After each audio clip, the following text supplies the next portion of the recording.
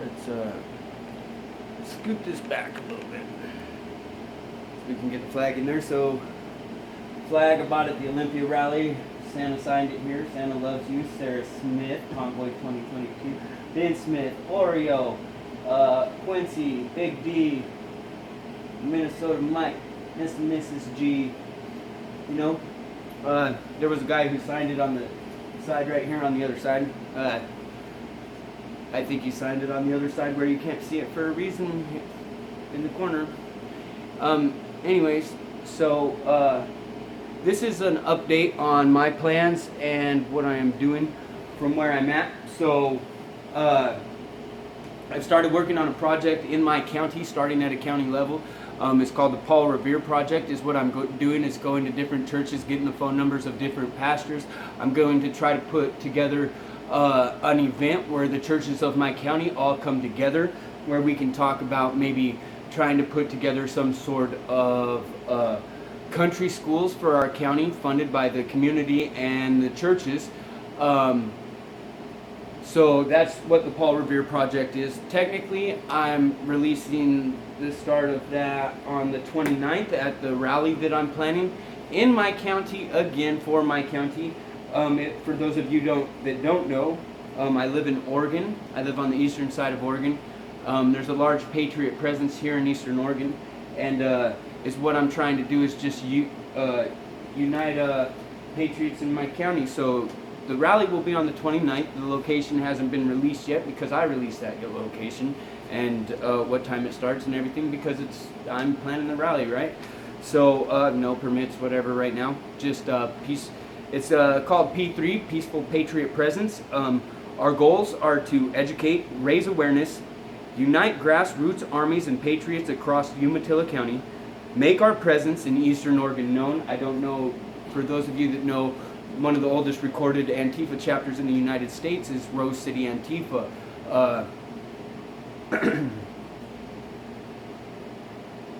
I think that it's important as conservatives, as Christians, that we let our presence be known in Eastern Oregon, and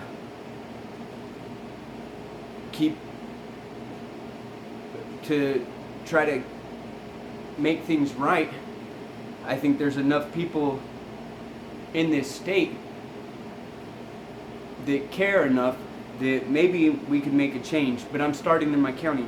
So, and also to network and unite like-minded people from our community.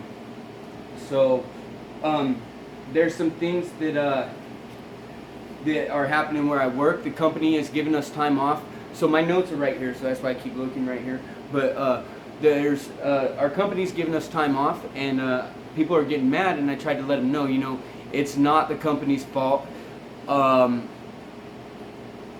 government is letting us down, letting that company down, and it's not their fault. So I've talked to people about that.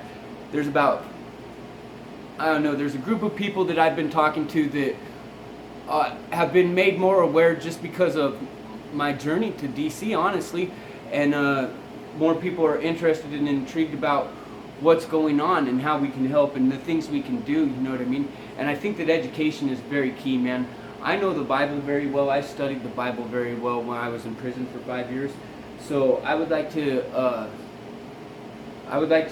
know more about this, so I would like to study a little bit more about this, not taking the time out of my Bible reading and all that, because I'll still do that, but more time to invest into this, to find out what things are going on. So I told everybody that I was gonna come back in 2 weeks, and I haven't made it back there yet. And the reason that is because that was my time. That was my time limit that I gave, and I apologize for that. I did give my word that I would be back, and I will be back. The thing is that it's God's time. It's not my time. He's using me on a county level right now.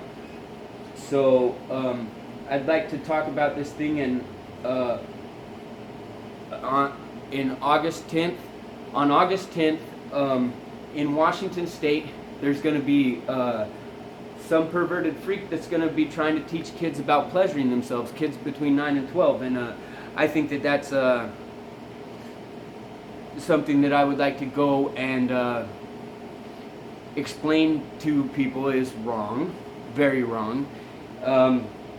So I might be taking time off work to go do that. I might even film that event live. I don't even know yet. So we'll figure that out as it comes. But last of all, but I want to talk about this hat. This hat, a pair of long pants, and my boots. I used to play junior high sports, and when I played junior high sports, we would wear a shirt under our shoulder pads, and we wouldn't wash it all year. That was our shirt, man. That was our shirt we put our blood, sweat, and tears into for the season. Since I've been out, I've had this hat. I bought this hat when stuff started happening in Ottawa, and I've worn this hat to work every day since then. I have pride in this hat. The sweat that is in this hat, I have never worked at a job before like this where I worked for my money. I was always a criminal and addicted to drugs and stuff. So this hat I have put in sweat hours and very lot of sawdust. And this hat is my pride and joy. When I put this hat on and my boots, when we went down to the mall for the first day, I seen Santa smile at me once he seen me with my hat and my boots on. And it's because I was going to work. I was there for a purpose.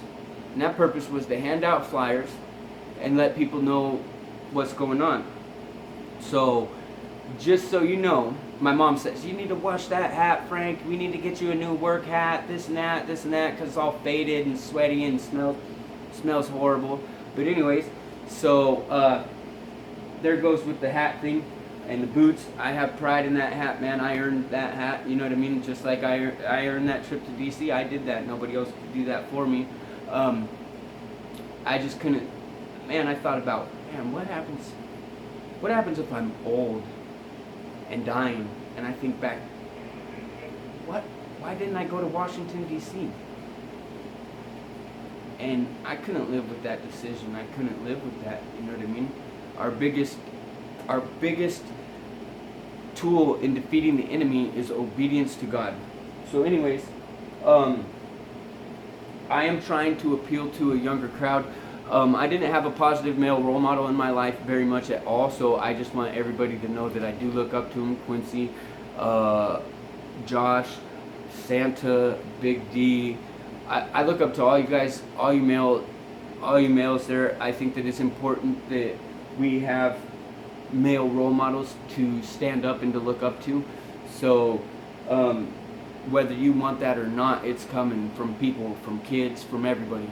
And so with that, I will let you know that I'm going to upload a letter to Santa later today also, and figure that out. But we're trying to appeal to a younger crowd right now. One of the things that I've noticed is, and especially when I went to the convention of states, is it's an older crowd. We have to get the youth engaged, like not the youth, but the young adults engaged. We have to get the young adults engaged. That is kind of one of my priorities right now, and it seems to be working good. So, all right. Well, with that, I think everything's been addressed. So, I will upload a letter to Santa later tonight. I'll check this out right now and make sure it's good to go and then send it out.